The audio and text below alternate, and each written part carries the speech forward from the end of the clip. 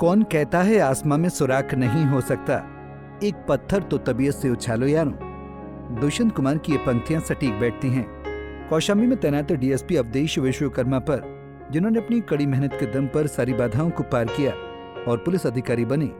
जी हाँ, राह में चाहे लाखों कांटे हों, जीवन अभाव से भरा हो, लेकिन जज्बे और मेहनत का आज भी कोई सानी नहीं है। इसका उदाहरण है डीएसपी अवधेश विश्वकर्मा।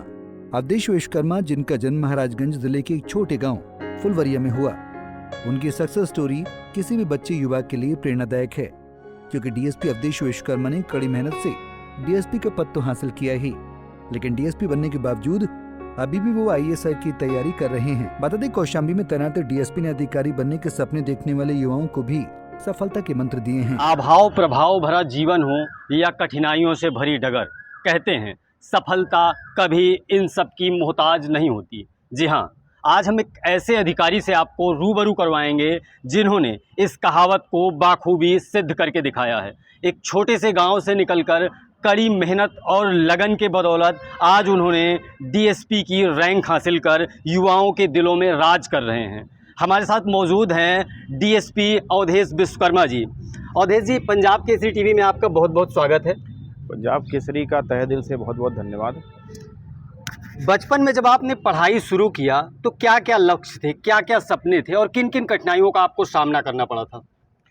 देखिए, बचपन में व्यक्ति जब ग्रामीण पृष्ठभूमि के होता है और उसके गांव में दूर दूर तक कोई व्यक्ति तैयारी नहीं कर रहा होता है और कोई सिलेक्शन नहीं होता सरकारी नौकरी में, तो उसी पर्यावरण के अनुसार व्यक्ति की सोच भी डेवलप होती है। हम लोग भी उसी माहौल में विकसित हुए, लेकिन जैसे ही कुछ गुरुजनों का मार्गदर्शन मिला और जैसे ही आपके अंदर जो क्षमता है उसको उजागर करने वाले गुरुजन आपके सामने आए, उन्होंने बताया कि आप कुछ कर सकते हो। और विशेषकर जब माता पिता ने आपको इसके लिए प्रेरित किया, अधिकारियों के विषय में स्टोरियाँ सुनाई, बताएं उसके विषय में, उनके शक्ति, उनके कर्तव्यों के विषय में बताया, तो एक प्रेरणा जागृत हुई। और विशेषकर जब आप उनको सामने से देखते हो कहीं आते जाते, तो एक अंदर एक फीलिंग जागृत होती है। वो फीलिंग जब जागृत हुई तो उसी के अनुसार हम लोग के सपनों का निर्माण हुआ। और वो निर्माण विशेषकर जब 10th हमने पास किया उसके बाद ही हुआ, और उसी के अनुसार हम लोग प्लानिंग करना शुरू किए। लेकिन समस्या ये थी कि उस समय, अब हमने तो सपने सोच लिए कि ये हमको बनना है, लेकिन उसके अनुसार क्या प्लानिंग हो, कैसे हम करें, वो मार्गदर्शन करने वाला उस समय कोई नहीं था। उसके लिए हम लोग खुद मेहनत किए, कोशिश किए, इधर उधर पूछें और परिश्रम किए, लगातार सर्च करते रहें। और रही बात आप बता रहे हो समस्याएं की, तो समस्याएं सभी प्रकार की थी। सामाजिक समस्याएं थी, क्योंकि समाज में ऐसे कोई सपोर्ट करने वाला, ऐसे आपको मार्गदर्शन करने वाला, हर पल आपके साथ देने वाला माता पिता के सिवा कोई नहीं था। तो एक बड़ी चैलेंज ये थी कि आप यदि उस गांव में सपने भी देखते हो तो आपके लिए वो एक बहुत बड़ा एक हंसी का माहौल बनाने का एक कारण बन सकता था। और वही था उस गांव में कि यदि मैंने सोचा कि मुझे आईएएस बनना है, आईपीएस बनना है या पीसीएस की तैयारी करना है, तो वहाँ पे सामाजिक सपोर्ट नहीं था। दूसरा, एक आर्थिक, क्योंकि लोअर मिडिल फैमिली से बिलोंग करने के कारण, और इसकी तैयारी में हम लोगों ने सर्च किया कि कितने खर्चे लगते हैं, क्या लगते हैं, तो एक हमारी रेंज से बहुत बाहर था। तो एक बहुत बड़ी चुनौती ये थी। इसके साथ साथ जो सामाजिक समस्याएं हो गई, आर्थिक समस्याएं हो गई, उसके साथ साथ जो एक आपका सामाजिक विकास के दौरान एक सपनों का निर्माण होता है और उसके अनुसार जो आप अपनी गतिविधियों का निर्धारित करते हैं, वो एक जिसके कारण एक सेल्फ कॉन्फिडेंस बनता है, उसकी कमी थी, एक कॉन्फिडेंस की कमी थी आपके अंदर कि आपको कैसे करना है, क्या करना है।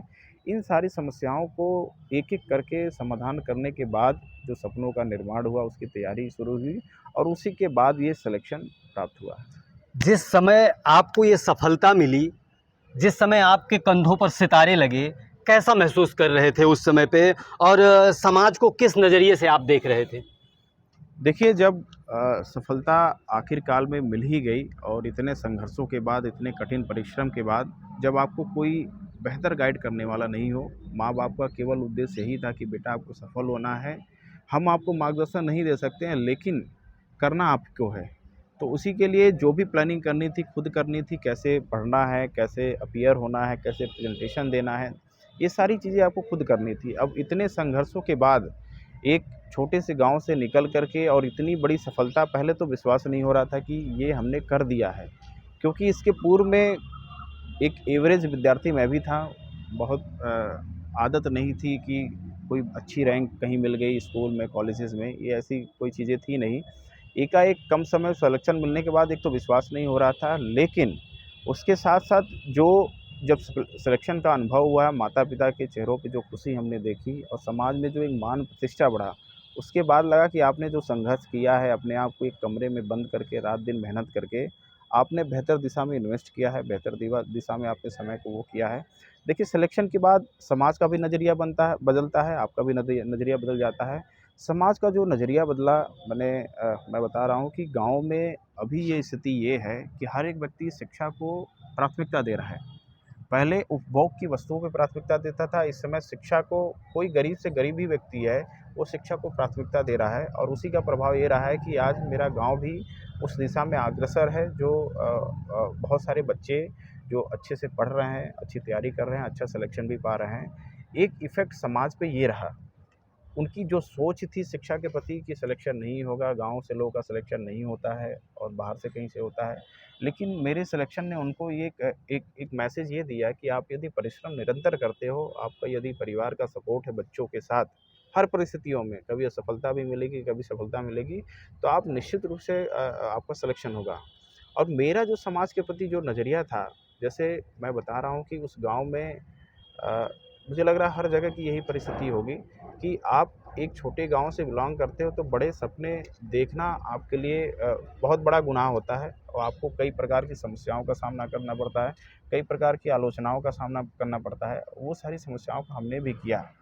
तो और वो कहीं न कहीं यदि आप नकारात्मक रूप से लोगे, तो आपको वो पीछे खींचेगा, डिमोटिवेट करेगा, लेकिन हमने उसको पॉजिटिव एक ऊर्जा के रूप में लिया, उनके सारे आलोचनाओं को, उनके सभी चुनौतियों को, और उसी को आधार बना करके हमने तैयारी शुरू की और इस लेवल पे हम पहुँचे हैं। जो आज के प्रतियोगी छात्र हैं, जो युवा हैं, जो नौकरी की तलाश कर रहे हैं, उनके लिए आप क्या संदेश देना चाहेंगे? सक्सेस के क्या मंत्र होंगे? देखिए, जो भी युवाएँ हैं, मैं तो हमेशा उनसे कहता हूँ कि आपकी तैयारी के 3 चरण हमेशा होने चाहिए और इन 3 चरणों को आपको कठोरता से आपको पालन करने की ज़रूरत है। जैसे पहले आप अपने सपने बनाओ, यदि माँ-बाप हैं उनके लिए भी ये चीज़ें हैं। बच्चे अपने सपने बनाएँ, यदि माँ-बाप हैं तो बच्चों के लिए वो सपनों का निर्माण करने की कोशिश करवाएँ।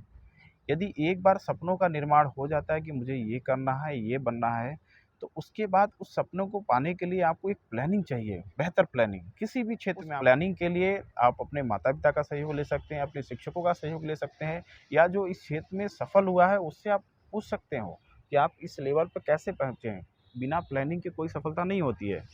तीसरा, आपको लगातार परिश्रम करने की ज़रूरत है, क्योंकि आप यदि बड़े सपने देखते हो तो निश्चित रूप से आपको असफलता मिल सकती है और मिलती भी है। आपको हर एक चरण पे आपको सीखने की ज़रूरत है, उसमें सुधार करने की ज़रूरत है, फिर से रीस्टार्ट करने की ज़रूरत है। आप यदि ये तीनों कर लेते हैं, कोई परिस्थितियाँ हो, आप मेहनत करते रहिए, करते रहिए, करते रहिए। हो सकता है प्लानिंग में कुछ गड़बड़ी के कारण आपको असफलता मिल जाए, तो आप प्लानिंग में सुधार करिए, लेकिन आप परिश्रम लगातार करते रहिए। आप अपने लक्ष्य को सर्वोत्तम रखिए, उसमें आने वाली सभी बाधाओं से दूर रहिए और आप निश्चित रूप से आप सफल होंगे। बस एक बेहतर लक्ष्य बना लीजिए और अपने दिलों में सँजो लीजिए और अपने आप को उस लेवल के लिए तैयार कर लीजिए और कमर कस लीजिए, तो निश्चित रूप से आपको सफलता मिलेगी। अवधेश जी का कहना था कि अगर लक्ष्य को पाने का जुनून हो, जज्बा हो, सही तैयारी हो, सही प्लानिंग हो, तो कोई भी लक्ष्य नामुमकिन नहीं होता। भले ही सफलता एक बार में ना मिले, 2 बार में ना मिले, लेकिन अगर जुनून और जज्बा है तो सफलता निश्चित तौर पर आपके कदम चूमेगी। कौशाम्बी से पंजाब केसरी टीवी के लिए कुलदीप।